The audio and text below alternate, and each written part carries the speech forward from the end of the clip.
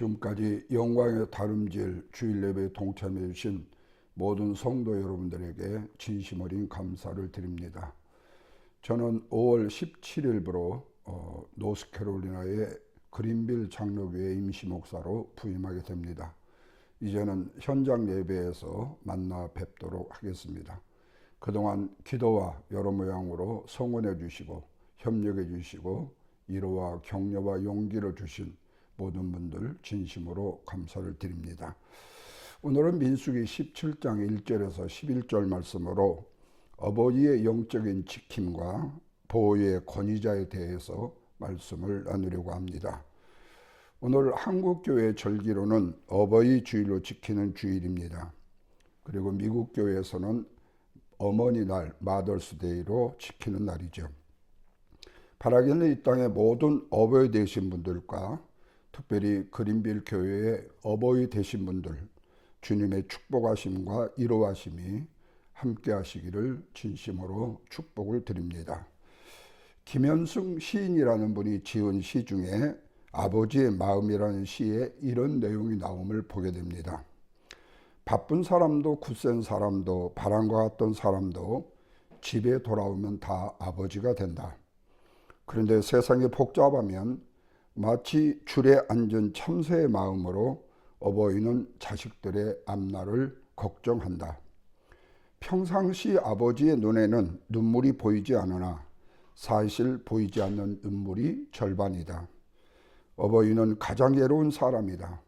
그러나 어버이는 비록 영웅도 될 수 있지만 폭탄을 만드는 사람도 감옥을 지키는 사람도 집에 돌아오면 모두가 다 어버이가 된다라는 시입니다. 이 시는 어버이의 투박함, 그것이 자녀들 앞에서 그리고 자녀들을 위해서는 부드러움과 자상함의 상징이 된다라는 것을 표현해 주는 시라고 생각이 됩니다. 그런데 오늘날의 신세대의 어버이들은 어떻습니까? 부드러움과 자상함의 어버이들인지 모르겠어요. 그렇게 보여줄 수 있죠. 그런데 저희 세대의 어버이들은 이 투박함이 전부였던 것 같습니다. 그러나 그 내면의 마음은 이 김현승 시인의 고백처럼 자식을 위한 보이지 않는 눈물이 절반이었다는 사실도 이제서 생각하게 되지요. 그런데 자식들은 그 눈물을 보지 못했다는 겁니다. 쉬운 예로 저는 어려서 우리 부모님들이 5일장 시장에 과일 가게를 하셨습니다. 특별히 무장에 시장이 열렸을 때 제가 학교를 파하고 시장에 가서 놀다가 실컷 맛있는 거 얻어먹고 또 사먹고 집에 돌아올 때 막상 무장 시내 읍내길을 아버지와 어머니와 함께 가지 못했어요. 왜냐하면 아버지는 짐에 짐보따리를 짊어졌고 어머니는 이마에 짐을 짊어졌기 때문에. 그래서 저는 지름길로 돌아와서 동네 가는 길목에 서 있었던 그런 부끄러운 경험도 있었습니다. 그때의 저희 부모님들에 대한 이 투박함 그리고 촌스러움 그런 것들이 제 눈에는 저희들을 위한 열정과 열심과 헌신으로 보이지 않고 제 체면에 대한 깎임으로 보였던 그런 모습들이 있었습니다. 그렇기 때문에 자식들은 실제로 그 부모의 눈물을 많이 볼 수 있다고 생각하지만 사실은 부모님들의 눈물을 보지 못하는 것들이 자식들의 생각일 수도 있습니다. 그러나 어버이는 엄하다, 투박하다, 멋이 없다 이렇게 투덜거렸지만 어버이의 마음은 여전히 인자하신 마음이었습니다. 그런데 이 마음이 생뚱맞게도 오늘 본문의 아론의 싹이 난 지팡이에 우미 돋고 순이 나고 꽃이 피어 열매를 낸 살구나무의 사건에서 있음을 보게 된다는 사실입니다. 살구나무를 뜻하는 이 사카이의 이중적인 의미에서 어버이의 마음을 보게 된다는 사실이죠. 그래서 저는 이 시간 어버이 마음을 헤아리는 마음으로 오늘 민수기 17장을 통해서 두 가지로 생각해 보려고 합니다. 첫째로 어버이는 항상 자녀를 지키시고 보호하시는 분이시다. 오늘 본문 1절에서 7절 말씀을 보시면 당시 레위 자손은 고라당이었습니다. 그런데 모세의 지도력에 불만을 품은 고라당 250명의 족장들이 모세와 아론을 향해서 정치적이고 종교적인 반역을 일으키게 됩니다. 그러다가 어떻게 됐죠? 유명한 14,700명이 죽임을 당하게 된 것을 보게 됩니다. 그렇다면 이 많은 지파 중에 왜 모세와 아론의 지파만 종교적이고 정치의 지도자로 일을 할 수 있었는가 하는 겁니다. 자, 이 질문 앞에 우리는 또 이런 질문도 할 수 있습니다. 그러면 왜 부모는 자녀를 영육으로 양육해야 되고 지켜야 되고 보호해야 되는가 하는 것입니다. 이에 대한 여러 가지 답이 있을 수 있다면, 정답을 말씀을 드린다면 그것은 하나님이 말씀하신 하나님의 질서 때문에 그렇다는 것입니다. 여러분, 오늘날 우리들의 가정 안에서 일어나는 문제를 보면 하나님 앞에서는 평등과 자격을 말합니다. 그러나 지도권에 대한 부정과 불순종 때문에 일어난 일들이 얼마나 많은지 모른다는 거예요.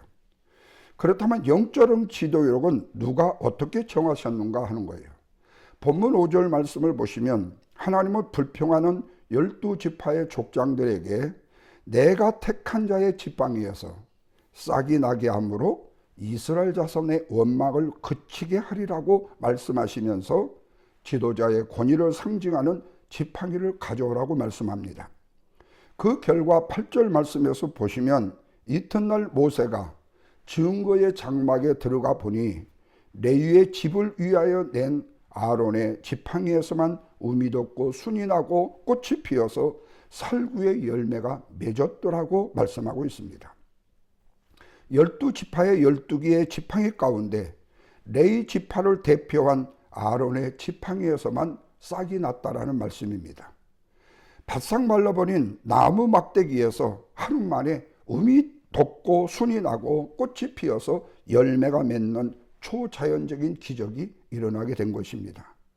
이것은 바로 하나님께서 아론을 택하셔서 열매를 맺는 신앙으로 인정하셨다는 것을 보이신 것으로 아론에 대한 권위를 인치셨다는 말씀이 되는 거죠.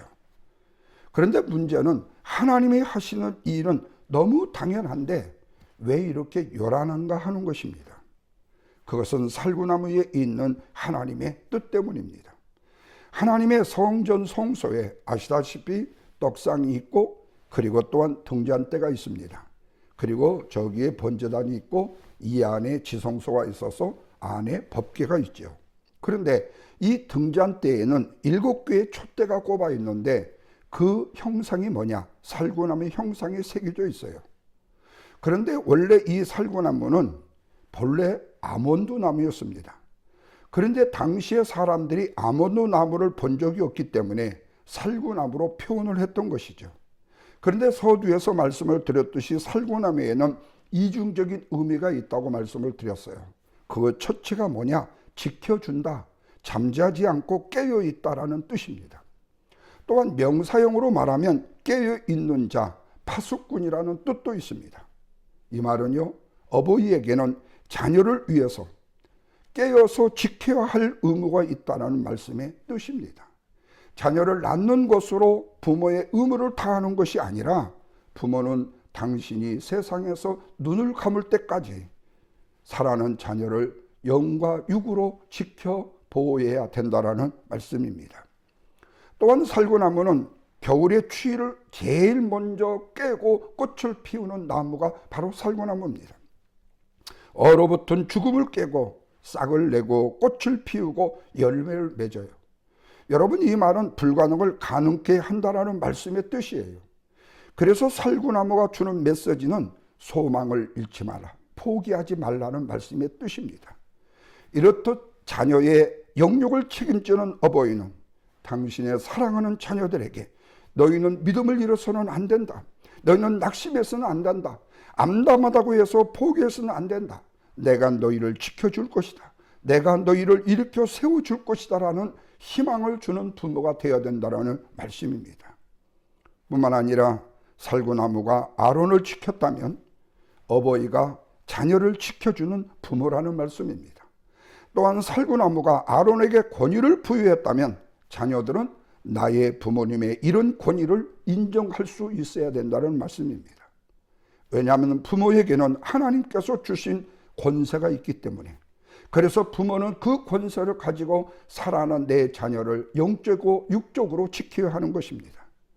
그리고 또한 부모는 하나님께서 주신 영광의 빛을 받아서 부모의 권위와 무시하는 자들과 조롱하는 자들을 반드시 이기고 그 권위를 인정받아서 그것을 가지고 자녀들을 영적으로 육적으로 지켜서 보호해야 합니다. 하나님이 인정하는 자는 누구도 만만히 볼 수 있는 자가 아니기 때문에 그래요. 그런데 이런 어버이의 사랑이 남유다가 멸망하기 직전의 말기의 상황일 때 당시의 젊은 선지자였던 에레미야가 전한 말씀에도 나오는 것을 보게 돼요. 그 메시지는 유다가 망한다는 실망스러운 메시지였습니다. 뿐만 아니라 바벨론에 빨리 항복해야만 산다라는 인기 없는 메시지였습니다. 그런데 어려움 중에 충신이 나오는 것이 아니라 어려움 중에 배신자가 나온다듯이 이 에레미야의 유다가 망한다는 메시지, 바벨론에 항복하라는 이 메시지가 백성을 망하게 하고 나라를 망하게 하는 바로 나라를 일으키지 못하고 망하게 하는 원인의 메시지라고 예언이라고 생각해서 그 에레미야를 얼마나 핍박하고 얼마나 조롱하고 얼마나 그를 향해서 저주를 퍼부은지 모릅니다. 에레미야가 이 말을 전했을 때에 바로 그 결과는 고난과 핍박이었습니다.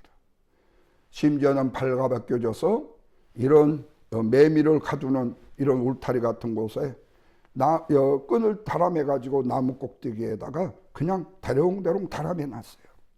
이토록 수모와 핍박과 고난의 여정을 겪었어요.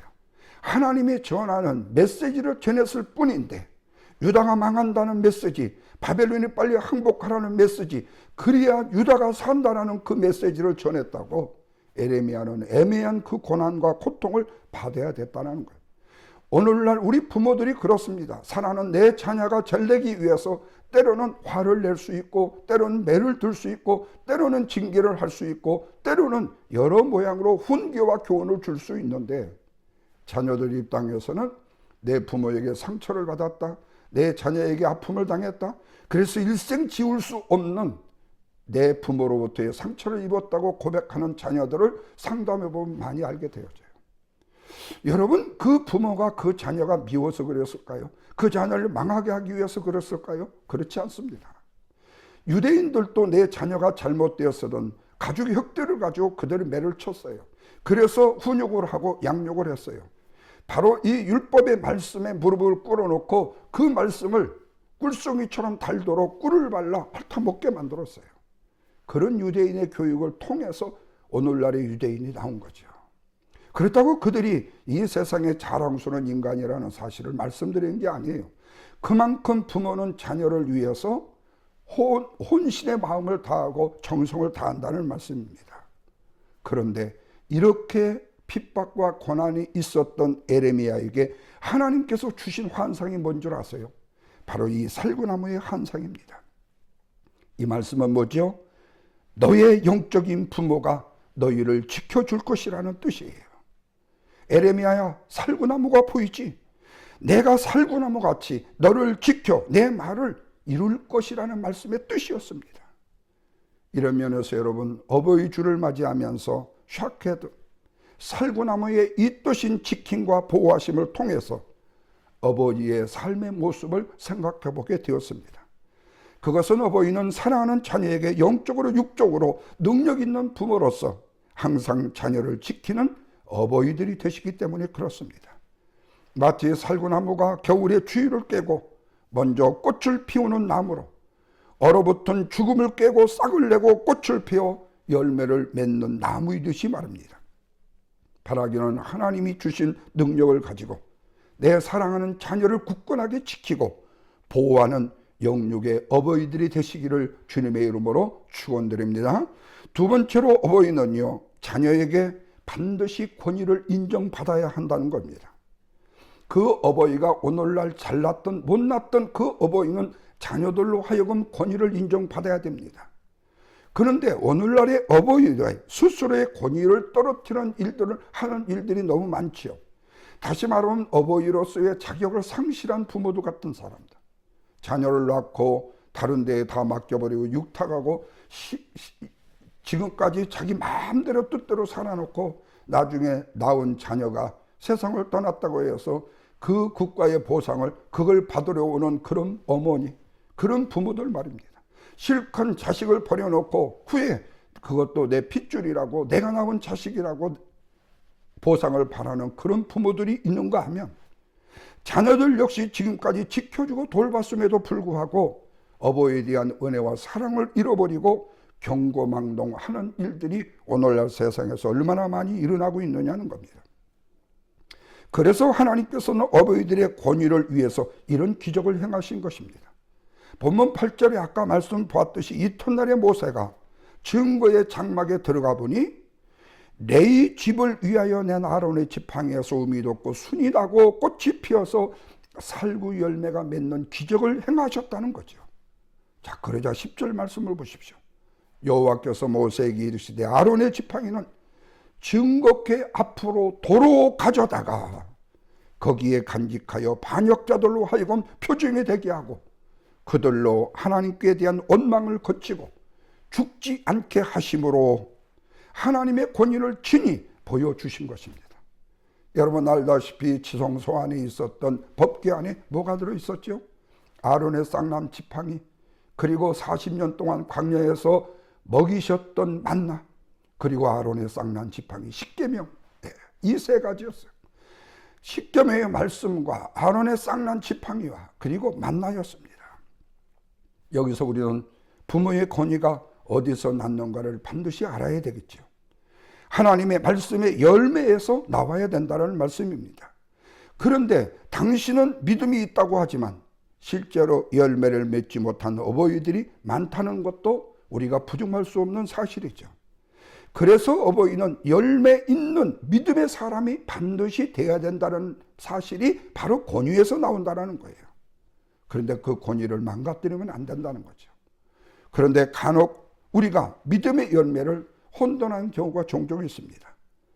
다시 말하면 우리의 가족은 할아버지, 아버지, 그리고 몇 대에 이은 신앙의 가족이고 내 부모는 목사고 내 장로고 직분자니까 이런 등등의 경륜의 직분을 가지고 믿음의 열매를 측정하려고 하는 분들이 종종 있다는 사실이죠.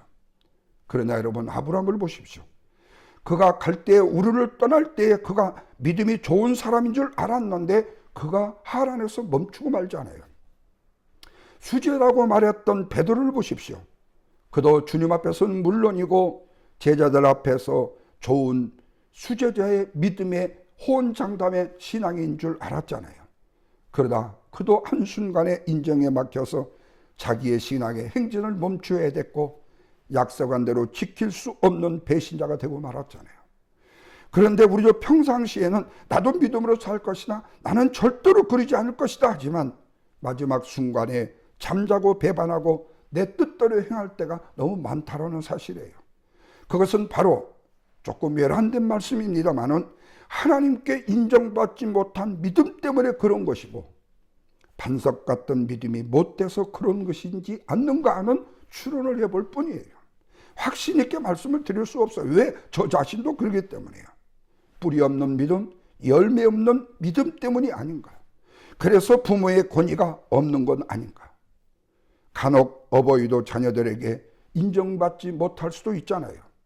대표적으로 바로 레위 지파의 고라당 아닙니까? 당연히 자기들은 하나님의 영적인 능력을 가지고 있다고 생각했고 말도 했었잖아요.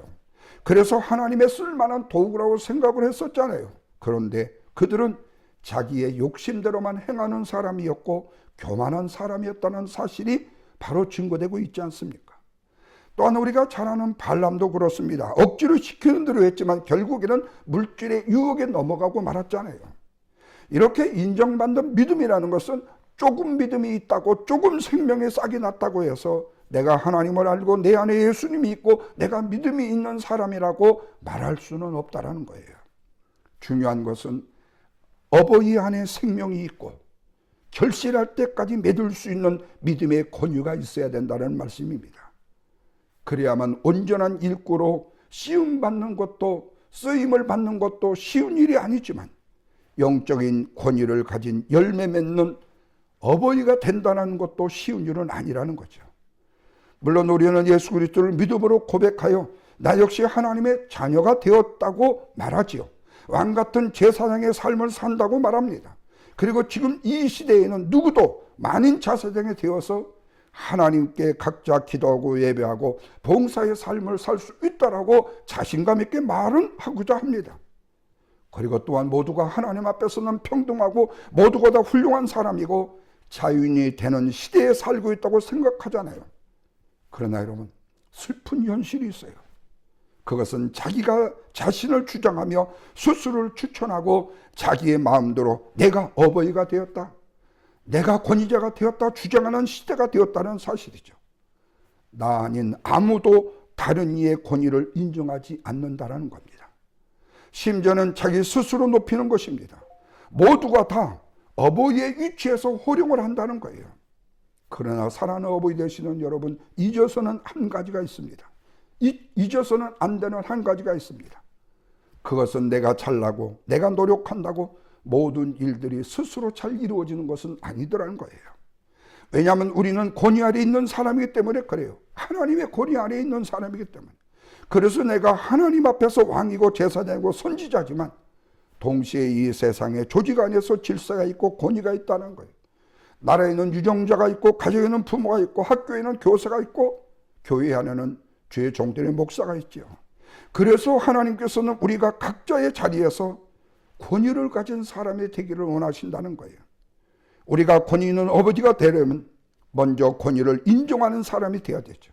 하나님의 권위요, 부모의 권위요, 남편의 권위요, 아내의 권위를 인정해야 됩니다. 그리고 진정한 권위는 자기 스스로 세우고 높여줘서 얻어지는 것이 아니라 하나님이 높이고 낮추신다는 사실도 기억해야 됩니다. 그래서 주님은 사람이 등불을 켜서 등경 위에 둔다라고 말씀했듯이 등불을 켜서 높이 맨다라는 이 말씀은 오직 주인만이 할 수 있는 일이라는 말씀의 뜻이죠. 그리고 내가 밝은 등불이 되어 빛을 발할 때에 주인이 나를 등경 위에 맨다라는 말씀의 뜻입니다. 그래야만 하나님의 불빛은 영원히 꺼지지 않게 된다는 거죠. 그래서 어버이에게 이 샤케도가 필요한 것입니다. 캄캄하고 암담해도 비추시면 건들 수 없는 그 권위 말입니다. 어둠이 빛을 절대로 이길 수가 없습니다. 그래서 어버이들은 지금의 환경이 어떠하든지 당당하게 살아야 됩니다. 이기고 살아야 합니다. 그렇지 못할 이유가 없기 때문에 그래요. 그러므로 어버이들은 시쳇말로 쫄지 말아야 돼요. 빛은 언제나 승리하기 때문에 그래요. 사랑하는 어버이 되시는 성도 여러분, 이제 말씀의 결론은 저와 여러분은 부모된 우리 어버이들은 샤카이이십니다. 그렇다면 저와 여러분은 아몬드를 먹고 살구나무 열매를 먹어야 합니다. 그래서 내 자녀를 지키고 보호하는 분이 되셔야 되고 권위자로서 어버이로서 당당함의 회복을 해야 되는 것입니다. 그런데 오늘날 쇠파에 쪼들려 계신지 몰라도 가정에서 직장에서 당당하지 못한, 그리고 항상 분위기가 어둡고 그리고 촘촘한 이런 어버이들이 종종 있습니다. 그것은 내 안에 하나님이 주시는 능력에 빛이 없기 때문입니다. 생명이 없기 때문입니다. 그래서 생명의 빛이신 주님을 만나면 변화가 되는 것입니다. 이를 위해서 우리는 제일 먼저 어버이된 우리가 신령과 진정으로 예배를 통해서 영적인 권위를 얻어야 되는 것입니다. 그래서 자녀들의 영적이고 육적인 어버이들은요, 예배에서 먼저 승리하는 자들이 돼야 돼요. 내가 하나님 앞에 드리는 예배를 통해서, 신령과 진정의 예배를 통해서 하나님이 나를 만나주시고 내 안에 하나님의 아름다운 영이 샘솟는 기쁨으로 흘러넘쳐야 되죠. 예배를 통해서만이, 하나님의 말씀을 통해서만이 우리의 영혼을 밝게 할 수 있기 때문입니다. 그리고 우리의 삶과 영혼이 동시에 밝아지기 때문에, 그렇다면 어버이의 얼굴에는 광채가 날 것입니다. 그리고 이 어버이를 따르는 자녀들도 후광을 힘입어서 다른 사람들의 인정과 권위를 얻게 될 것입니다. 살구나무의 위력은 불가능을 가능케 함을 믿으시기 바랍니다. 그리고 살구나무가 주는 이 메시지, 소망을 잃지 마십시다. 믿음을 잃지 마십시다. 암담하다고 포기하거나 낙심하지 말아야 된다는 말씀입니다. 어버이는 바짝 마른 살구나무 지팡이가 아닙니다. 생명의 꽃을 피워서 열매를 맺는 살구나무가 되어지기 때문입니다. 그리고 내가 하나님의 살구나무의 지팡이다 라고 외친다고 해서 그 지킴과 보호의 권위자가 되는 것이 아니고 하나님이 함께 하심으로 생명의 지팡이가 된다는 사실을 기억하시고 샤까이, 나는 샤까이, 바로 살아가는 내 자녀를 위한 지킴과 보호자임과 동시에 하나님이 주시는 영적인 권위를 가진 자라는 마음의 자부심을 가지고 더욱더 믿음으로 정진하여 살아가는 내 자녀들과 그리고 우리의 후손들에게도 본이 되는 어버이의 아름다운 권위의 축복을 누리시는 저와 여러분 우리 모두가 되시기를 주님의 이름으로 축원을 드립니다.